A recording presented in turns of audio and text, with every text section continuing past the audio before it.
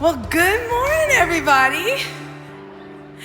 How's everybody doing this morning? Welcome to 2024. First weekend, come on. Well, would you guys stand? Let's worship and start this year off together in the right way. Come on.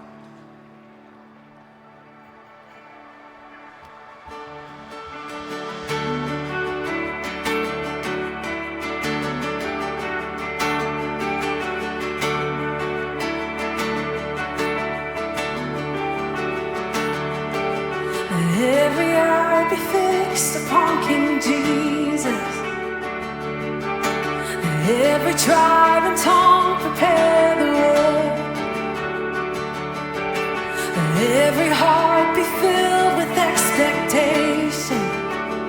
'Cause the King is coming. The King is coming. Open the doors up. Come let the light in. People get ready to worship Him. Open the doors up, come let the light in.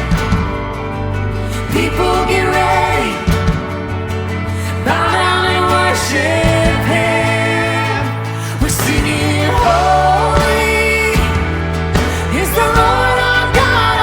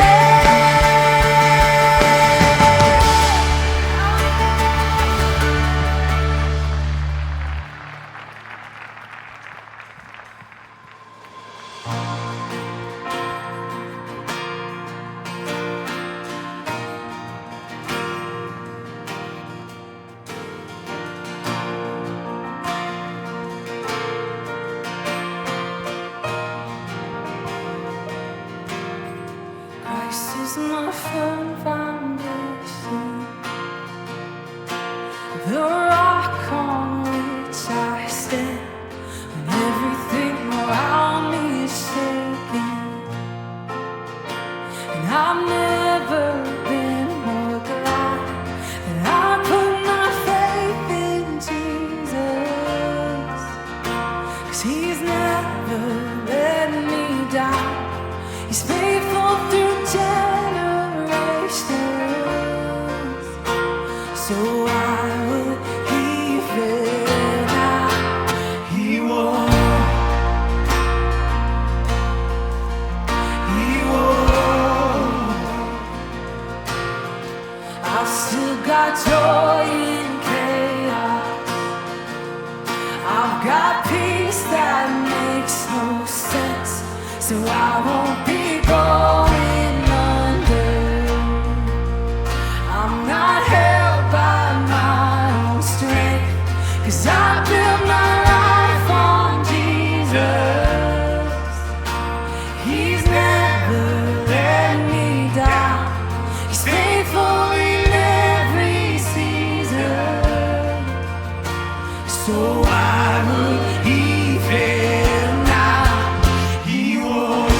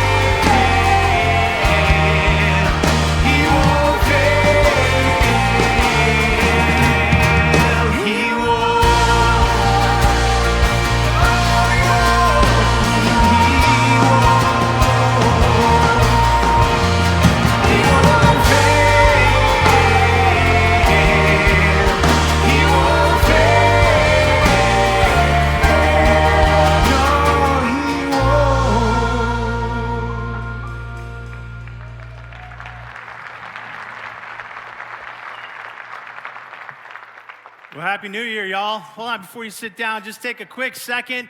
This is our first time together since last year. Just say hello to somebody near you. Let them know what the best part of your new year has been so far.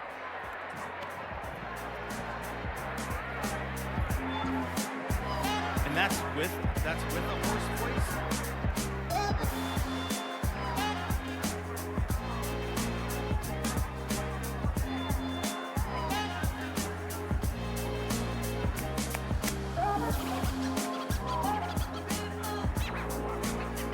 So, speaking of things that'll never fail, little insider knowledge, Joyce, who is up here on the guitar, is like battling a cold, and if she talks to you, her voice is like super hoarse, and she's like, I hope it holds out. I'm like, if that's your horse voice, like what the heck? Never failed today. So here, listen, as we go into the new year, you know this as well as I do. Someone's gonna fail you this year, and someone is gonna fail you this year. And I hope that that's more than just a song. That at some point this year, even if you believe it already, that you're continually reminded that God doesn't fail, that He is our firm foundation. And no matter what fails you in life, it's not gonna be Him. Even in the, I think, deepest, even in the most frustrating or the most painful moments, He does not fail. My hope is that maybe this next year, that's one thing as we go through this next couple months, that God will let us learn in a deeper, more beautiful way, is that He doesn't fail us. So a few things just to let you know about. By the way, if you haven't met, my name is Craig, part of the team here at Orion. A couple things to let you know about that are going on here locally at our community as well as across Kensington. First of which is we just want to celebrate Christmas a little bit. That was a pretty big deal a couple of weeks ago. All of the services across all of our campus, just tons of great stories, great interactions, incredible time. Numbers aren't everything, but numbers tell us something, so I think it's worth celebrating. A couple of numbers here at our Orion campus, both in person and online. We saw 11,000 people experience Christmas with us, which is amazing. Across Kensington, hold on, 27,000 people experienced Christmas with us. So coming out of all that the last couple of years has been, and just the way that I think so many of us, including as a community, as a church, had the wind knocked out of our sails, it's been an exciting year to see that God is continuing to use His church to do what He started His church to do, which is to make a difference. And again, numbers are only numbers, but those numbers represent stories and lives and people, all of which, many of you, that we have the privilege together to keep journeying in this walk of faith with each other. So, Christmas. All right, a couple other things to let you know about. We have our annual Hope Water Gala coming up in a couple of weeks. So the 26th of this month, the Hope Water Gala, if you've not heard of this or you're not familiar with what this is, Kensington has a long history of a partnership with a group of people in Kenya, Africa called the Pokot people. There are several things that we do and accomplish and are a part of as a result of that partnership, one of which is going around to different locations throughout Kenya and being able to put in water wells that are able to bring fresh water or water for the first time ever to communities of people, each well servicing 1,000 people at least per well. Last year, this is one of our biggest events that we do each year to try and raise money for that effort. Last year, we were able to raise enough money in one night at the gala to put in 5 wells. So this year, we have big hopes, we have big dreams, and we'd love to have you come and be a part of the night. You can buy a table that you can invite people to. You could just buy a ticket and come. All the information is online, as well as how to register and get signed up. So we'd love to have you look into that if you haven't registered yet, if you haven't learned about it. This is a big deal for us. And this is one of the places that we feel like God has really called us to move outside of our walls and do more than just have services on a weekend, but actually in very tangible, real ways to bring the love of Jesus in actionable ways to people around the world. So we've done a lot, but we've got a lot to still do. 26, I'm looking forward to doing more. All right, move out. No, wrong. Read better, Craig. Midweek. This week here at our campus, we have our first 2024 midweek service. So that is every second Wednesday of the month. We have a midweek service that happens here 7 o'clock, but we also start with food out in the lobby at 6 o'clock. We'd love to have you join us. This is one of the best things I think we do as a campus. If you were with us for the tree lighting one that we do every year, those are always exciting. We packed this room out. Probably looked a little different because we had so many people. I think it was like 750 people in for that one. one of my favorite moments of that was like all the kids were on the floor, and I don't even remember what I said. I made some comment to the kids, and next thing I knew, there was like 40 of them, like literally at my feet, sitting on my feet. There's one kid the entire time I was talking that kept doing this to my pants. I was like, I'm really glad my belt's tight. He just kept yanking on my pant leg, but probably not gonna happen quite that way this time, but it is going to be awesome still. Our band is working, production's working, so we're ready to kick this year off, really leaning into what does it mean in one place in the Bible where it gives 4 different qualifiers of how it is that God loves us. And we're gonna spend the next couple midweeks trying to understand really the meaning of what Paul meant when he wrote that God's love, it is immeasurable, it is deeper than you can imagine, it is wider and longer than you could ever conceive. So midweek, this coming Wednesday. Also this week, but this will be at our Troy location, we have been trying to figure out for a long time, how do we continue to respond to what we see happening in the Middle East with Israel and Gaza. If you remember, we came to you not long ago and we asked for financial support to be able to support one of our partners over there. Your generosity was incredible, but we still keep asking, what do we do? And how do we step into this? We really believe, even in a world that tends sometimes to demean prayer, say prayer doesn't matter, we actually believe it does. And we believe prayer can move things that we can't. No amount of finances can, no amount of effort can. And so we're gonna come together this next week on Tuesday night at our Troy location at 7 o'clock for a night of prayer. Prayer for the people being hurt, for the lives being lost, prayer for the war to end, for the violence to end, prayer for wisdom and better decisions among leaders. So we would just invite you to come to our campus, to come together across all campuses, and we're gonna spend some time doing what I think we can do best, to ask God to move in ways that we can't move. So that's gonna be this Tuesday. All right, now move out. One of the things that we do around here, and if you've been around, you know this, maybe you've heard it, maybe you've been around and you're like, I'm not really sure what this is, move out. Years ago, there was a part of what we do that began called Move Out because we really do believe that what God's called us to do is to be a people that don't just come and sit. But this is a fraction on a weekend of what we do and who we are. That the bigger bulk of who we are is a people that are committed to moving into our communities, moving into the world, not just sharing the love of Jesus, but also sharing in good works, in kindness, in deeds, actually extending like Jesus modeled for us, cups of water, service, food, like being his literal hands and feet. And it's very easy for a church, especially the bigger you get, to just think our job is to sit and take in. That's not our job. Our job is to move out. And so we have a part of Kensington called Move Out that contains 50 some odd different organizations all around the Metro Detroit area that we've partnered with in an attempt to give opportunities to all of us to regularly throughout the years move out of our seats into our community and making a difference.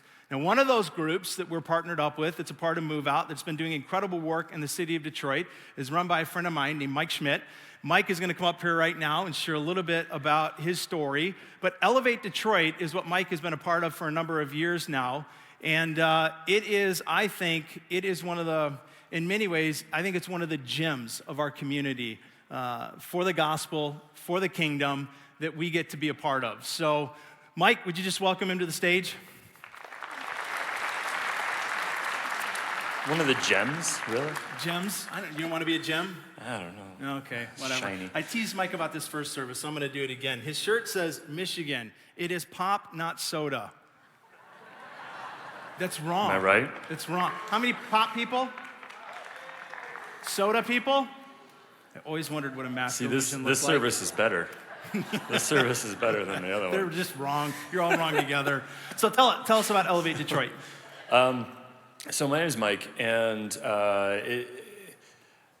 so personally I went through a time back late 90s, early 2000s, where my family just fell apart and I felt homeless. Never was on the street or anything like that, but I experienced the family of God coming around me and being a loving, supporting network. And fast forward a few years down the road, and my friend John had this idea, and he was like, hey, I know where there's this vacant lot, and there's usually a few homeless guys hanging out there, and he sent like a Facebook message out to probably 10 or 15 of us and said, hey, what do you think would happen if we, just brought a grill and maybe some food and a Frisbee or whatever and just hung out for the day and just spent some time hanging out. I'm not trying to feed anybody, just hanging out. And we all kind of said, let's see what happens. I kind of thought it was more likely for us to get either beat up or arrested, but it did go well. And there was this like side besides that, there was like this church thing that I was kind of involved with, and we had done a barbecue thing a few weeks before. We didn't have much in terms of resources or whatever, but we had some extra food at the end, and we were going to do another one. Just church people, just college church people, in fact, only. And so I had taken all the extra food home, packed it in my freezer, trying to be smart with what little resources we had. And then fast forward to this other thing that John does, and I had just gotten out of college. I think everybody else was still in college. I remember somebody's parents gave us a $40 gift card to Gordon Food Service, and we just thought, like, jackpot. Like, this is now we're set. And so we go, and it was a gorgeous summer day, and I'm standing in line, I'm waiting to get lunch, and I'm talking to this guy, and he just had said something like, I'm so glad you guys are here, or I wouldn't get anything to eat today. And like right behind me was where, you know, people were cooking and whatnot. And at that same time, I hear somebody say, I'm sorry, but we're out of food. I'm like, that's it. And in that moment, in my mind's eye, all I could see was my freezer at home that was packed with pretty much the same food that other people had bought and brought and shared. And it didn't even occur to me to have brought it and shared it. I wasn't trying to be stingy. I was trying to be like smart with what little I had. And, but in that moment, I thought the reason that guy isn't going to eat today and the reason that I'm not going to get lunch today is because I didn't even occur to me to bring and share what I could have shared.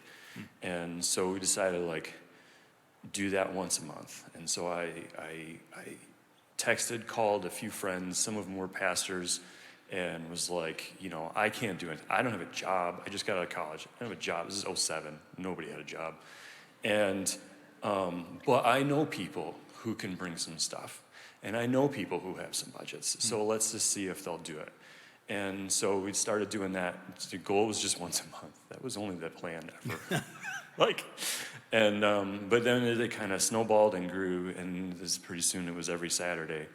And so that's basically what we try to do. And like, if you imagine just like the barbecue at your house, you know, you invite some friends over, or the park around the corner or whatever, and you tell everybody to bring a dish to pass. And if somebody was in a spot where they couldn't, whether they were like hard up that week, or they were just coming from work, or they were busy, whatever, nobody would notice whether or not somebody had not brought something, because nobody would care. Because without saying a word, all of you know, like everybody would know that the reason you're there that day isn't to eat.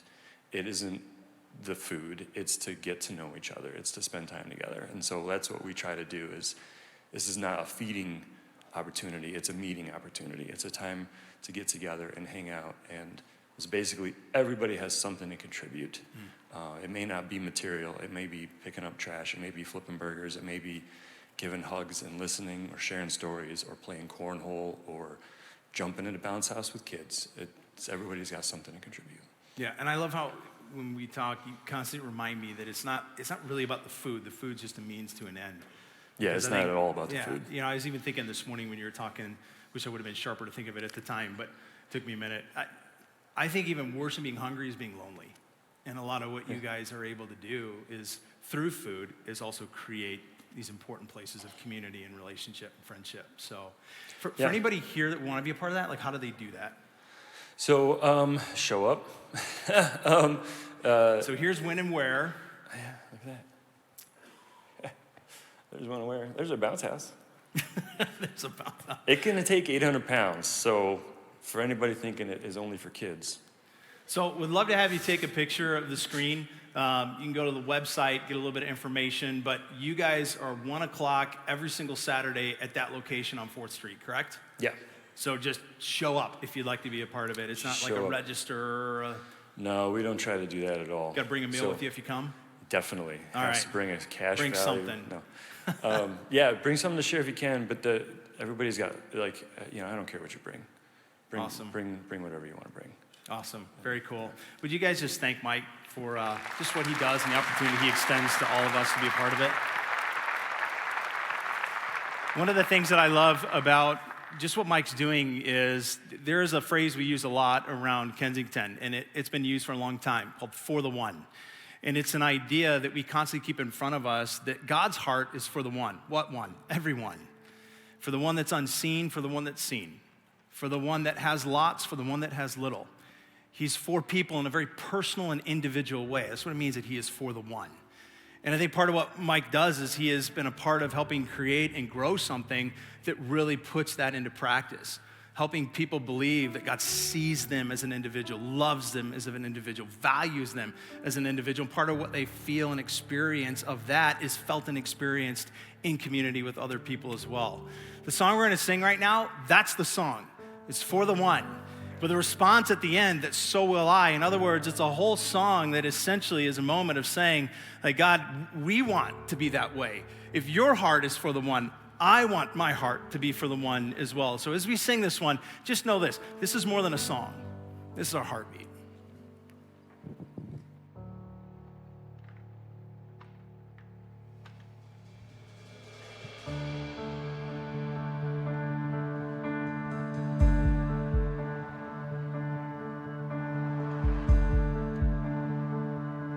Let me be filled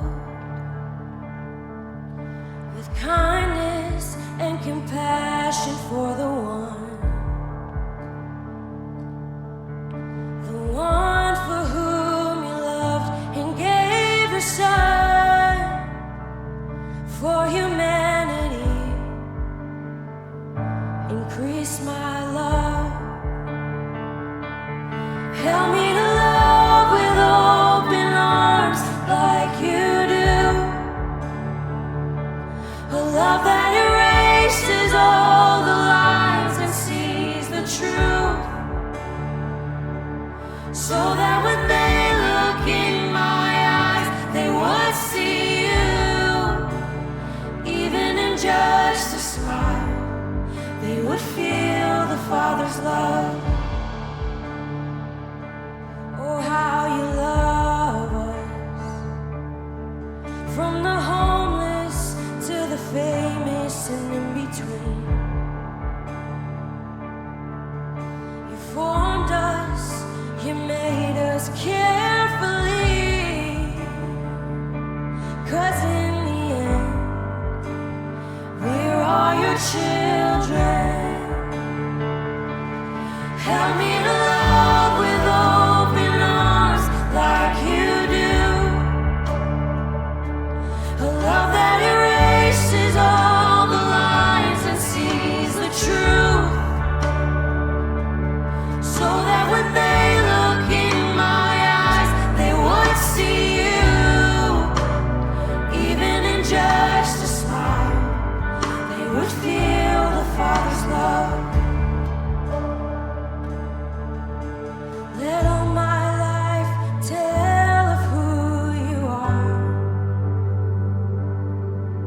and the wonder of your never-ending love. Let all my life tell of who you are. You are wonderful and such a good Father. Let all my life tell of who you are and the wonder of your never-ending love. Let all my life tell of who you are. You are wonderful and such a good Father. You are wonderful and such a good Father. Help me to love with open arms like you do. A love that erases all the lines and sees the truth. So that when they look in my eyes, they would see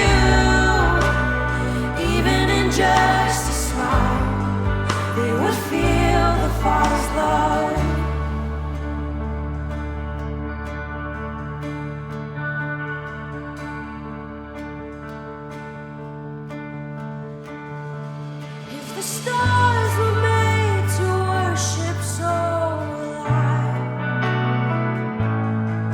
If the mountains bow in reverence, so will I. If the oceans roar your greatness, so will I. For if everything exists to lift you high, so will I. If the wind goes where you send it, so will I. If the rocks cry out in silence, so will I. So will I. If the sum of all our praises still falls short, then we'll sing again 100 billion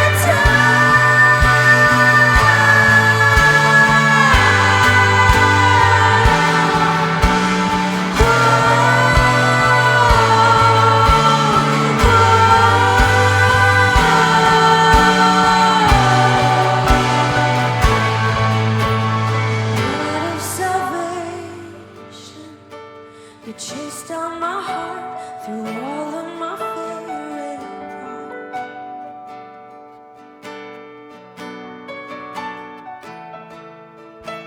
On a hill you created, the light of the world, abandoned in darkness to die.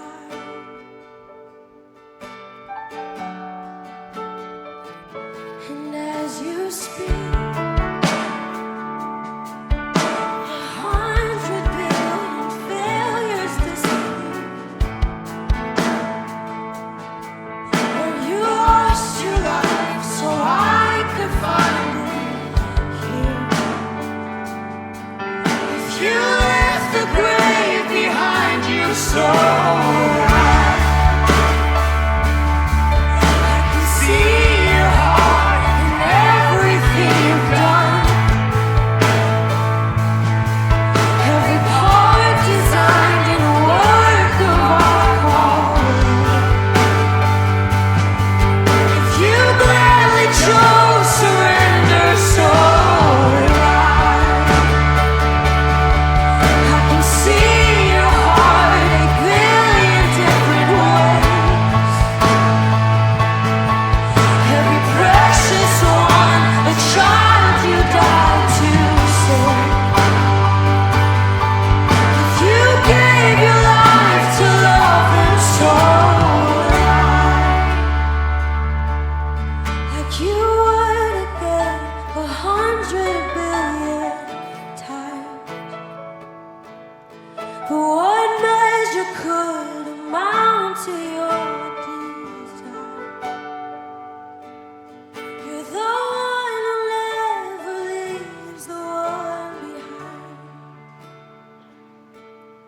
You're the one who never leaves the one behind.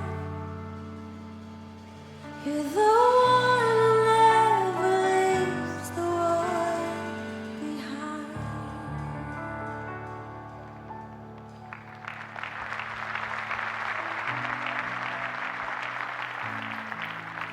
You guys are awesome. Thank you. There's one line in that song that always seems to get me the most, like connect with me. It's when we sing 100 million mistakes disappear. I don't know who needs to be reminded of that this morning. Maybe it just hit me today because I need to be. Is that there's no amount of mistakes. I don't know how many mistakes you've made, but you probably haven't hit 100 billion. But even if you have, they disappear in the grace of who Jesus is and what he's done. I have a pastor friend who says it this way: God's grace is so big and forgiveness so inexhaustible that he covers what you've done, what you're doing, and the stuff you haven't even gotten to yet. 100 billion. There's 3 words in that whole song that I think are kind of the centerpiece of the song, though. They're the words, so will I. They're kind of, it's like an anthem, a promise to Jesus that I will live my life in such a way that who you are will be who I am. that I will be who you are, that we will be who you are. If you lived your life forgiving, then so will I. If you lived your life with grace and compassion, then so will I. If you lived your life committed to the truth, then so will I. If you lived your life giving, then so will I. If you lived your life in a way to make the right decision when it cost you, then so will I. The challenge with that is that among all the things that we can know about God from knowing Him and from His Spirit, from this book, is that we're told in this book that God is vastly different than us. So this so will I desire of ours that says we want to be like you, Jesus, the challenge is He's not like us. He's nothing like us. As a matter of fact, one of the prophets in the Old Testament says that His ways are above our ways. And His thoughts are even above our thoughts. Like, He doesn't think like us. He doesn't act like us, which means ultimately He doesn't see like we see. I mean, big surprise, right? But God does not see the way that we see, and yet we're like, hey, so will I. I want to be like you. I want to walk in your footsteps. He's like, you don't see the way that I do. You don't think the way that I do. You don't act the way that I do. My ways, my thoughts, my eyes are above yours. And so I've been asking, for me personally, going into this new year, like everybody, not necessarily like the new year, new me kind of thing, but it is a new year. There is a sense of start or start over or refresh. So most of us are looking at the things that we would love to have this year end differently in than maybe it began. And so I'm asking God, where are the things in me that you want to change? And what are the things about us as a church that you want to create change in this next year? And I don't know what that whole list may come to for you, but I will tell you this, I'm absolutely certain that among the lists, it must and has to include that our eyes would begin to be more like His. Because when we start to see the way that He sees, I think that's where we start to learn to think the way He thinks. And when we start to think the way He thinks, that's when we start more and more increasingly so to act the way that He acts. And so I just want to talk for a few minutes today as we kick off a new series in a new year, is what does it mean for us to have the eyes of God? And to ask Him over the course of this next year to help us see less with our eyes and see more with His. So I want to pray, ask Him to do that work today, and we're going to go. Jesus, I just want to say, first of all, thank you. Thank you that I get to be a part of this. Thank you that we get to do this. Thank you that we're back together again after Christmas. Thank you for a new year.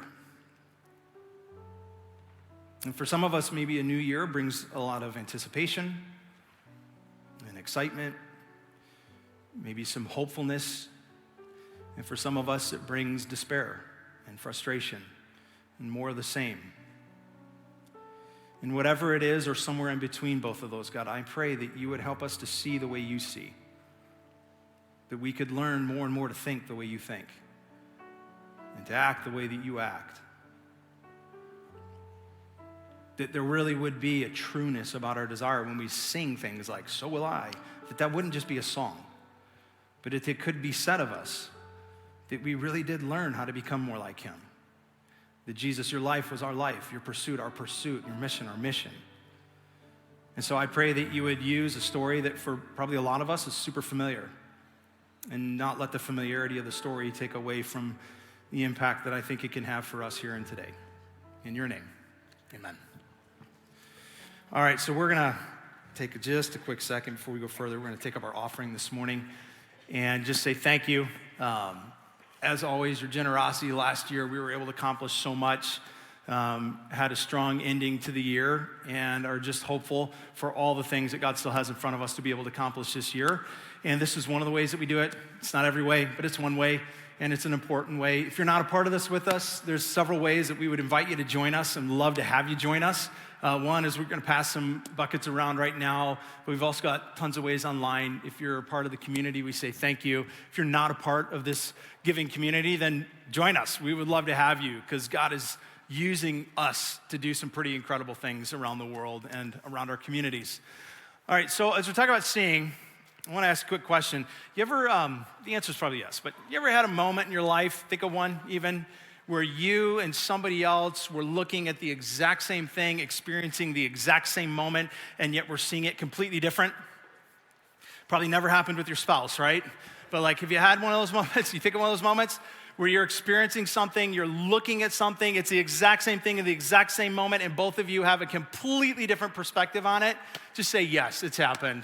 So this last Christmas, my wife and I had planned in between like all the Christmas crazy of here and having a little bit of time off, we were gonna take the kids up to Canada to go to Blue Mountain to do some snowboarding.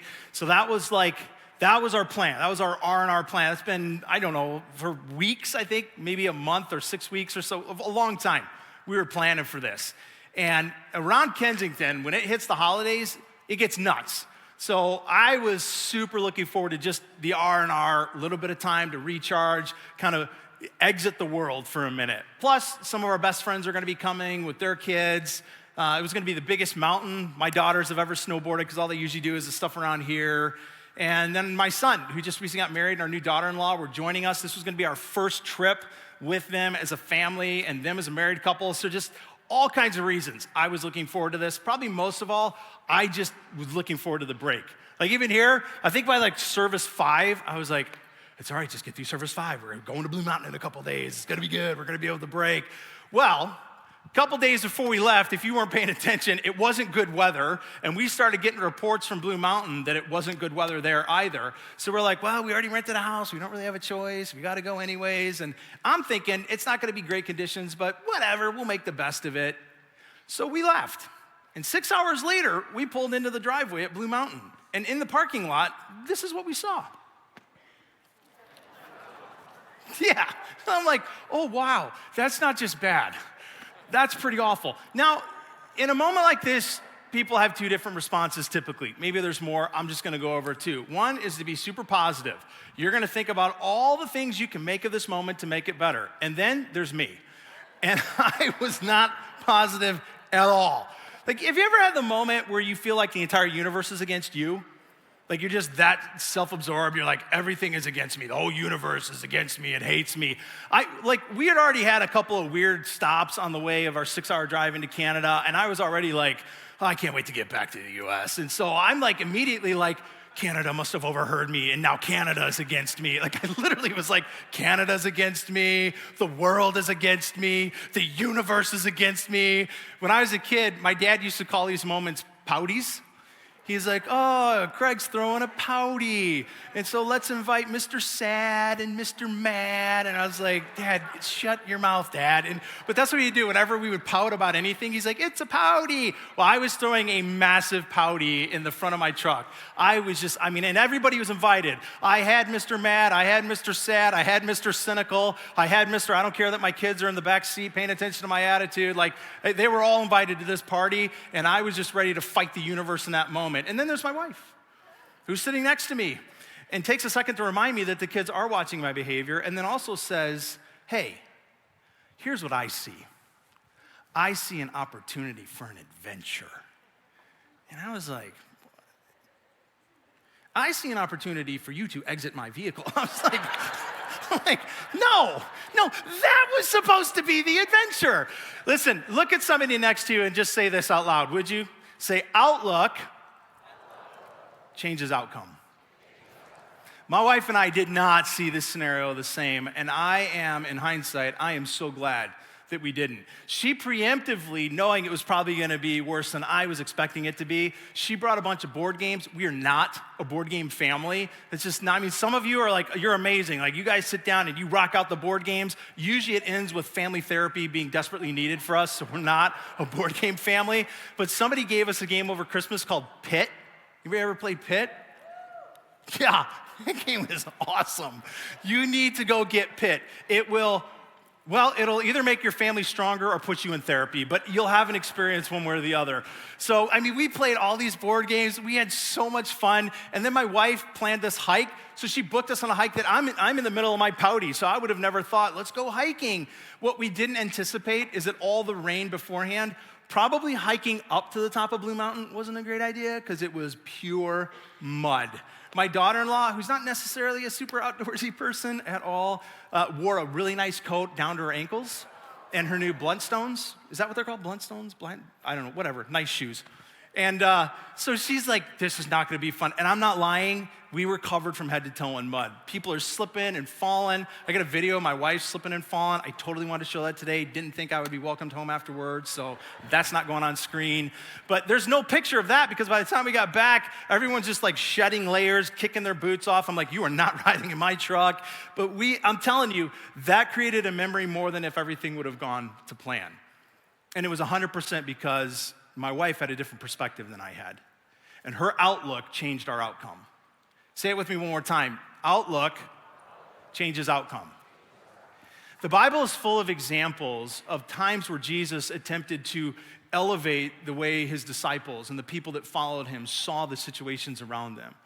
And I think that those weren't just moments for them, they're equally as much moments for us. And in one of those places, in one of those stories, super familiar for a lot of us, but it was a time that Jesus miraculously fed thousands of people with one kid's Happy Meal lunch. And I want to look at that for a minute because as we're talking about going into this next year and beginning to learn to try to see more with Jesus' eyes than our own eyes to lead us to his thoughts and his ways, I think there's a ton in this story that we can mine out of it that's helpful for us in understanding what it looks like to see the ordinary, simple moments of our lives with a different set of eyes. So here's what I did. This is one of those passages in the Bible that's recorded in all four Gospels. So Matthew, Mark, Luke, and John. That's not always true about every story. Those are the four books that are exclusively about Jesus' life, his teachings, his miracles, what he did, who he was. So sometimes you'll have certain accounts in certain books, but not in others. And when you have one that's in every single book, you also have authors including a little bit different details at times. Not different in terms of conflicting, but just filling the picture out more. This is one of those, I think, if you read just one account, you don't get the fullest picture. And so I put it together in like a harmony. So all four of the readings together. So you're not gonna find it if you try and follow along in your Bible unless you can like mad dash between all the Gospels at one time, which you can't. So it will be on your screen. But here's the account of the story as it goes from Matthew 14, Mark 6, Luke 9, and John 6. When the apostles had returned, they gathered around Jesus and told him everything that they had done and taught. And he said to them, "Come with me privately to an isolated place and let's rest a while. For there were many coming and going, there was no time to even eat." So they went away by themselves in a boat to a remote place near a town called Bethsaida on the other side of the Sea of Galilee, also called the Sea of Tiberias. But a large crowd was following Jesus because they were observing the miraculous signs that he was performing on the sick. And many saw them leaving and recognized them. And they hurried on foot, and all of the towns came and arrived there ahead of them. And as Jesus came to shore, he saw a large crowd, and he welcomed them. And he went up on a mountainside, and he sat down with his disciples. And Jesus taught them many things about the kingdom of God. He cured those who needed to be healed. And it was already late in the day, and Jesus' disciples came to him and said, "This is an isolated place, and it's getting pretty late. So send them away so that they can go to the surrounding countryside and villages and buy something for themselves to eat and to find lodging." But Jesus said to them, "They don't need to go. You give them something to eat." "Well, where are we to buy bread so that these many people can eat?" And Jesus had asked this and said this because he knew what he was going to do. It was a test. So Philip, one of the disciples, replied, 200 silver coins of bread wouldn't be enough for them to each get one of a little bit. So should we go and buy bread for 200 silver coins and give that to them to eat?" And Jesus said to his disciples, "How many loaves do you have? Go and see." So one of the disciples of Jesus, Andrew, Simon Peter's brother, found out what Jesus had said and went and looked. And what he found, he came back and reported, "Here is a little boy who only has 5 barley loaves and 2 fish. But what good are these among so many people unless we go and buy food for all of them?" And then Jesus directed them to sit down in groups on the grass. Now there was a lot of grass in that place. And so they did as Jesus directed, and they sat in groups of hundreds and fifties. And he took the 5 loaves and the 2 fish, and looking up into heaven, he gave thanks, and he broke the loaves, and he gave them to his disciples to serve to the people. And he divided them, the 2 fish among those who were seated, and they got as much as they wanted. And when they were all satisfied, Jesus said to his disciples, "Gather up the broken pieces and the fish that was left over so that nothing is wasted." And so they gathered them up. They filled the 12 baskets with the broken pieces from the 5 barley loaves and the fish that was left over by the people who had not eaten. And not counting women and children, there were about 5,000 men who ate.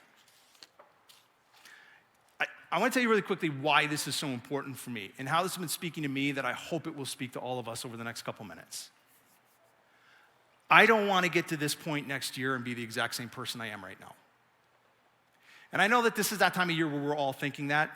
And we're also aware that most of the time we get to this time of year and we're like, dang it, I'm exactly who I was last year. Or maybe we feel like we even took steps backwards.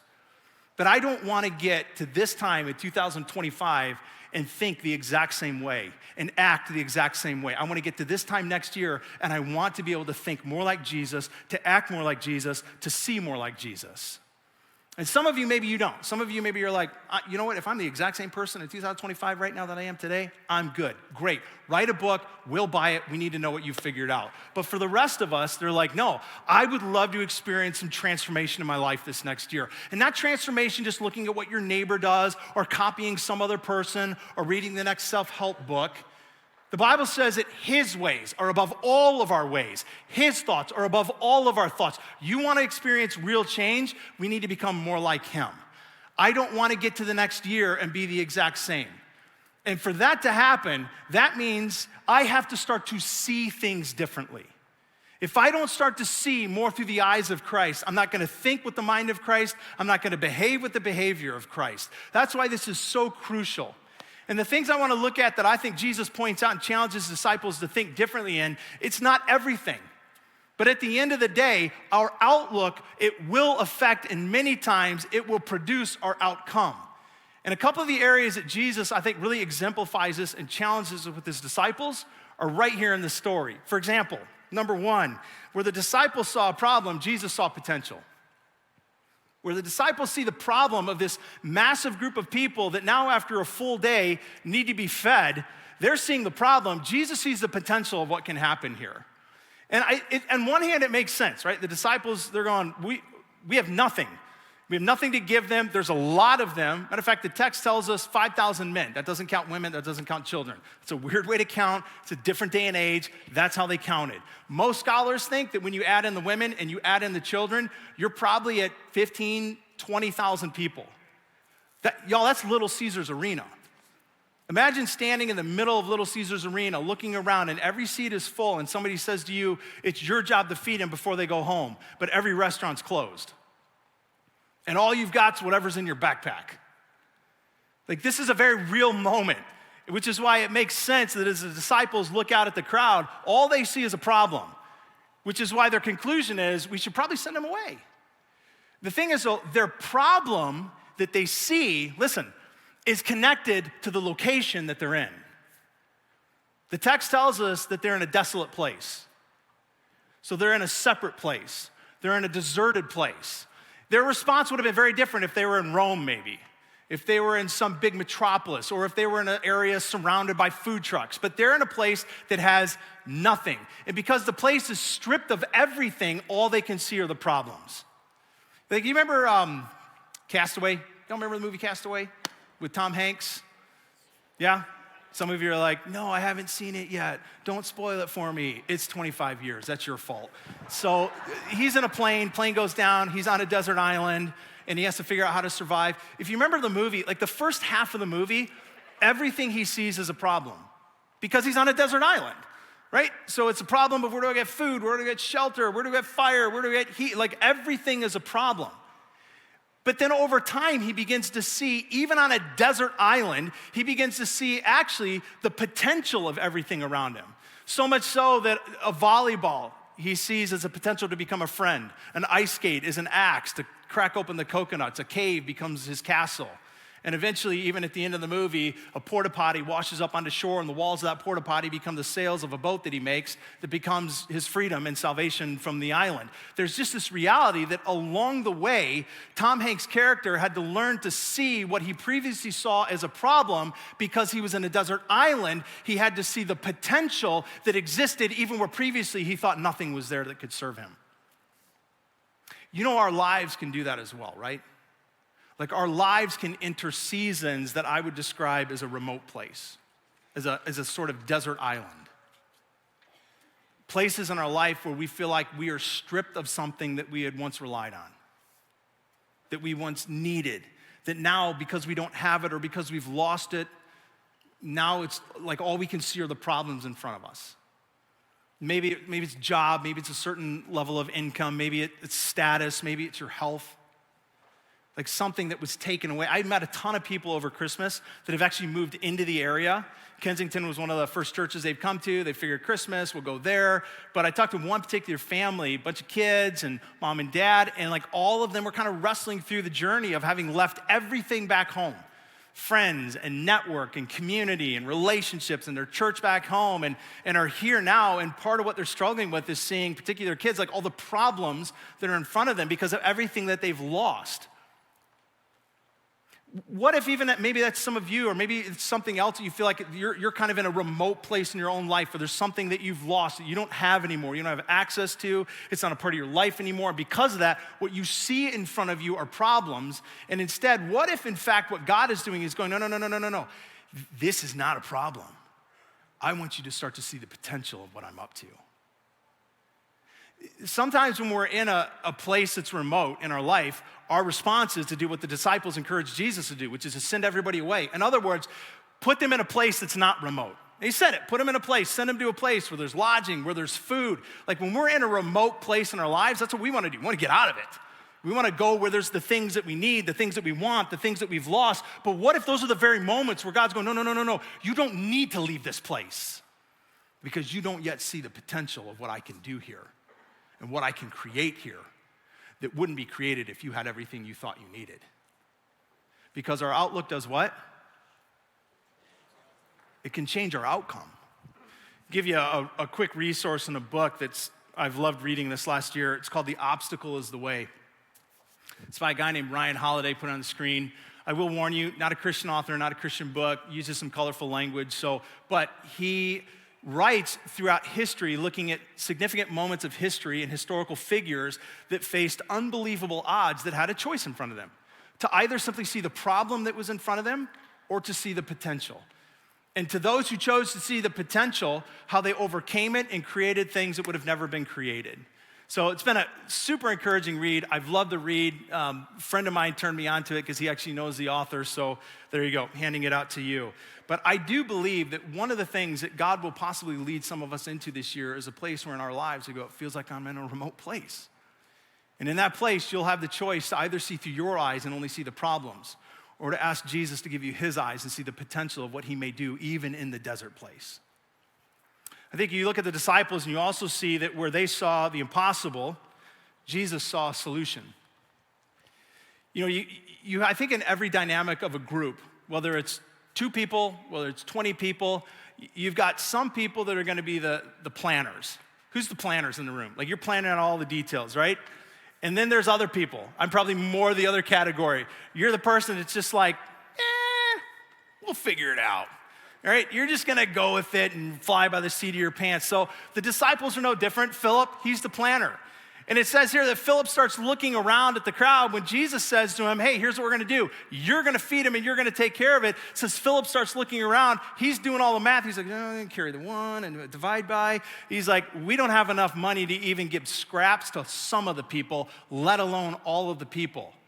He's looking at the crowd, and not only does he see a problem, he sees an impossible problem that there's no way they can do anything about. Not to mention the fact that not only do they not have the resources, they don't have the skill set. This isn't who they are. They come from a variety of background, all the disciples, from fishermen to tax collectors. None of them are bakers.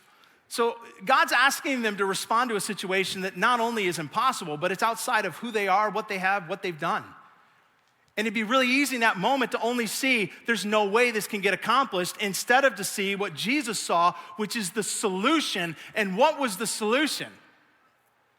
Them. When they're like, how do we feed these many people? We should send them away. Jesus says, no, you do it. I think there's more than one time in your life that you've already been faced with a moment where you've had to stare at an impossible situation and you've had to wonder if it can get done or not. But I wonder how many of those moments you thought, has God chosen me to be the solution?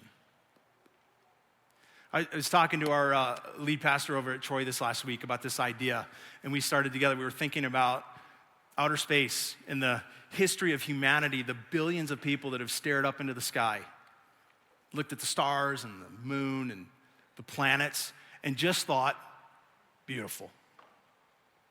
but how there was one person a few decades ago who looked up into the sky, that same sky, and didn't just think, oh, this is beautiful, but actually thought, we should go there. And I think I can get us there. His name was Sergei Kozlov. That's why in 1961, we sent a person up into space and brought them back safely, because he built a rocket that came out of a dream that he could overcome the impossible. And I think fundamentally, that's not all that different than what Mike is doing, what he's been able to be a part of. Looking at just a freezer full of food that's not going to accomplish a whole heck of a lot, but eventually believing that even though there is a sea of impossibility in front of him, he was going to do something about it and be a part of doing something about it. He was going to be a part of the solution. What Mike didn't tell you, and what he probably would never talk much about, is the fact that over the history of what they have been doing in Elevate Detroit, they estimate that they have served and brought together over 200,000 people. Listen to me, 200,000 people. That's filling Little Caesars Arena 10 times over. Not because he had all the resources and all the answers, but because he had a willingness to be a part of the solution. And I think sometimes when we look at life, not only is it the impossible moments that God says, hey, I have picked you for this moment, but it's the frustrating moments.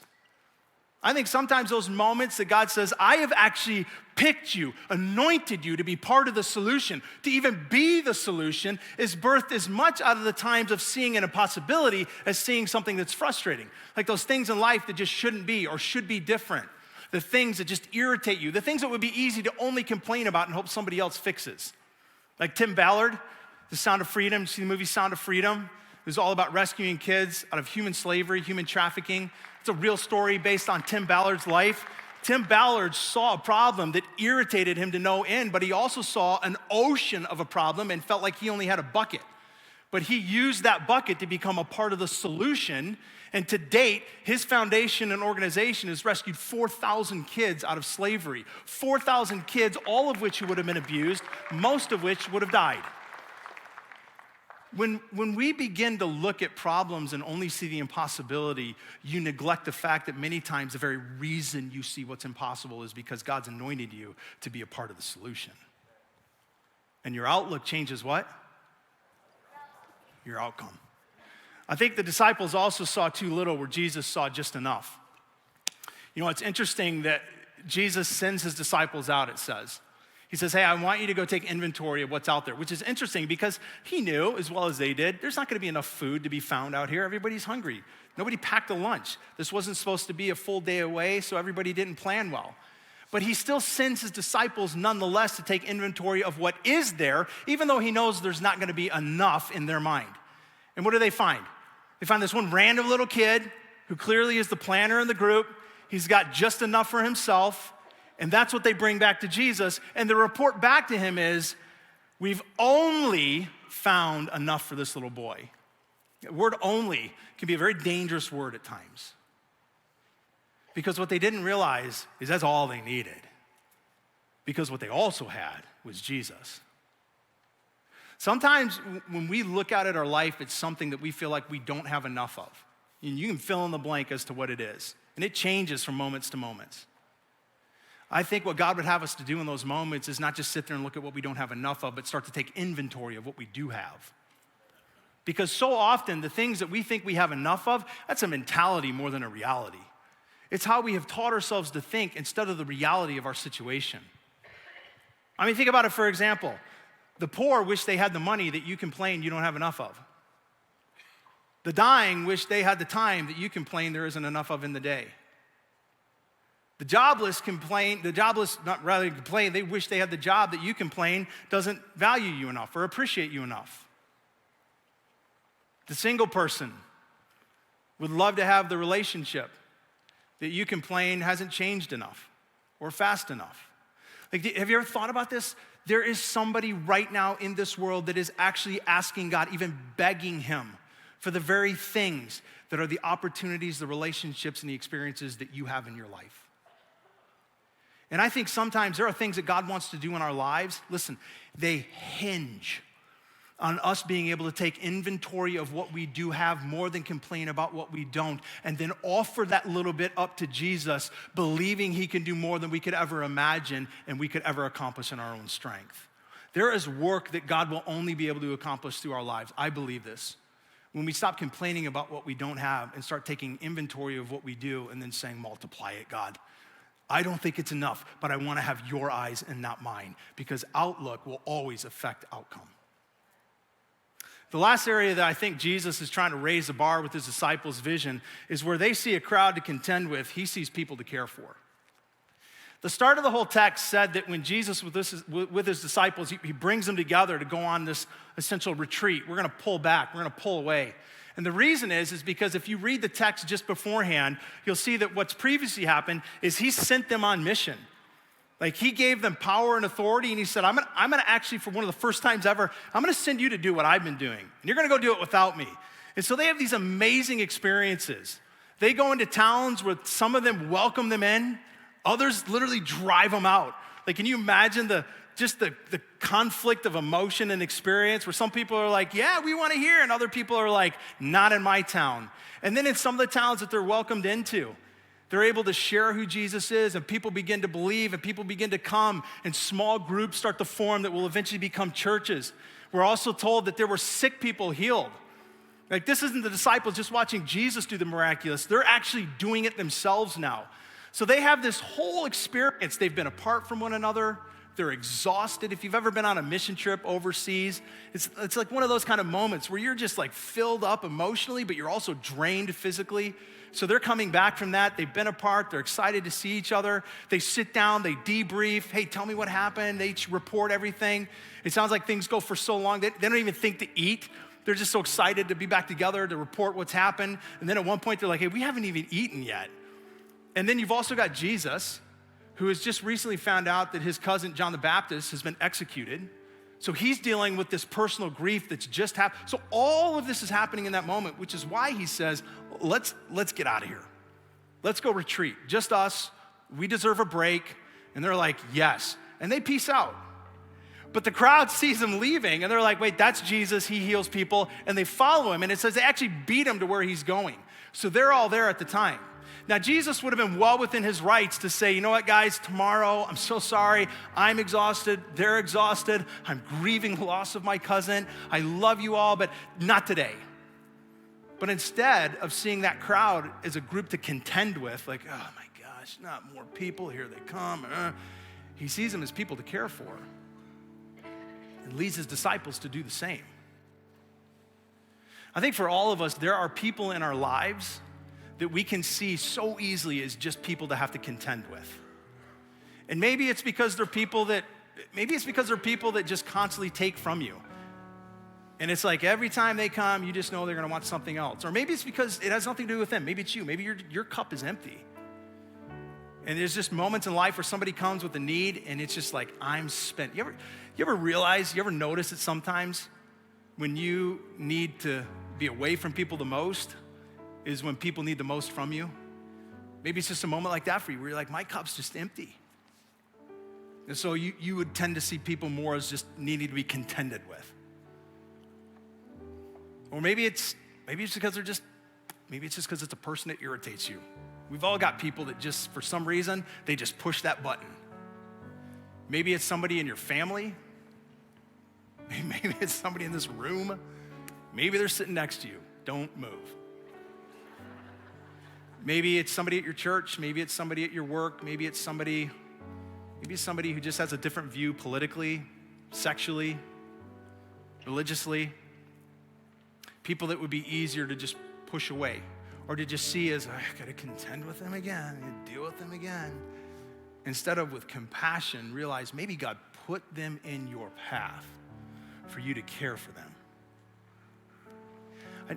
I don't know exactly what needs to change about all of us in the ways that we see and what we see. But I think I can safely go out on a limb and say the one thing that I think all of us could learn to see different this next year is one another. Is to see each other differently.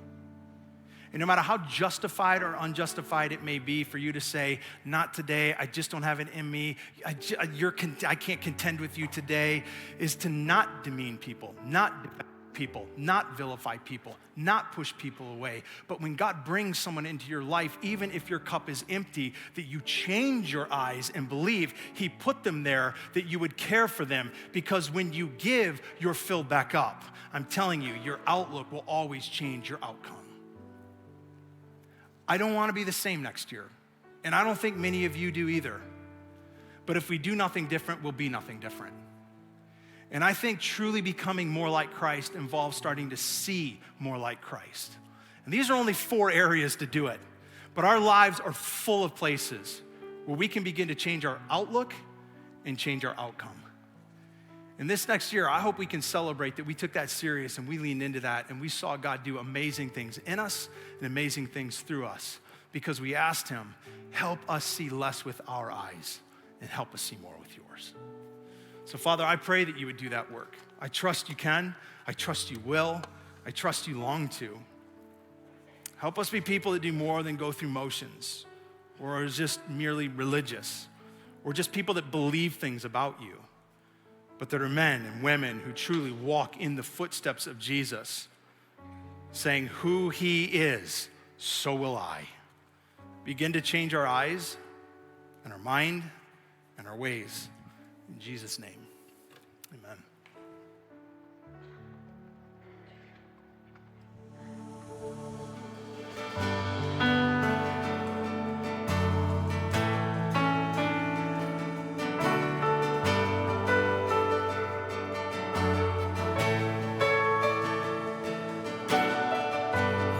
Every sin and every failure, every pain and every hurt, over every lie that has been spoken, you are the final word. Over the earth and all its kingdoms, every idol made by man, every doubt and speculation, you are the great I am. Above it all, every name, all praise is yours. Above it all, you reign, let the earth rejoice. You have overcome the world, you will always be above it all. Yeah. Eternal joy in your presence, as you are making all things new. Every people, tribe, and language, bowing down to you, Lord. To the King who sits upon the throne. Above it all, every name, all praise is yours. Above it all, you reign, let the earth rejoice. You have overcome the world, you will always be above it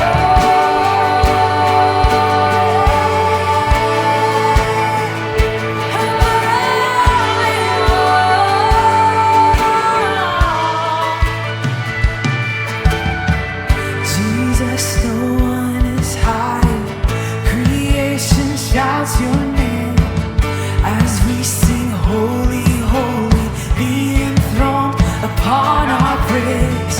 For you alone are worthy, the slain and risen Lamb. All honor, power, and glory, your kingdom has no end. Jesus, no one is higher. Creation shouts your name as we sing.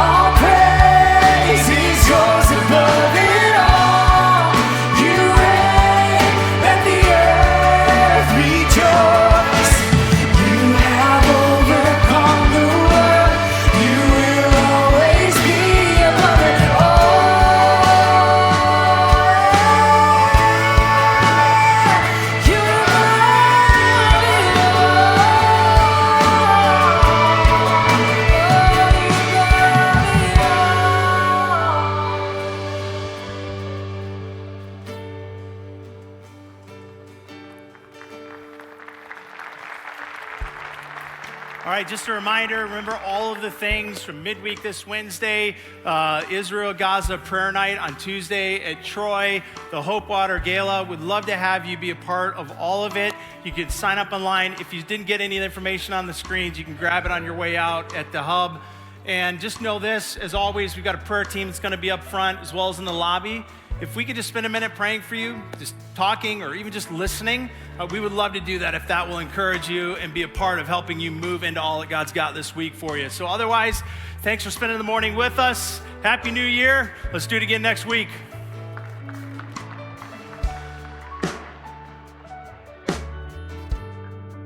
To all of our online friends and the Azonis who texted me before and said, hey, I see you. We're so glad you guys are watching and hanging out with us. This is my son, Jack. Jack, say hi. Hi. Jack volunteers on cameras. So if you had an awesome view of the service, you can thank him because he's in the back moving the thing around so you can see everybody. I'm super proud of him. Anyway, we're so glad that you got to spend time with us this morning. We hope that everything that Craig said, that God is speaking to your heart on that, and we'll see you next week.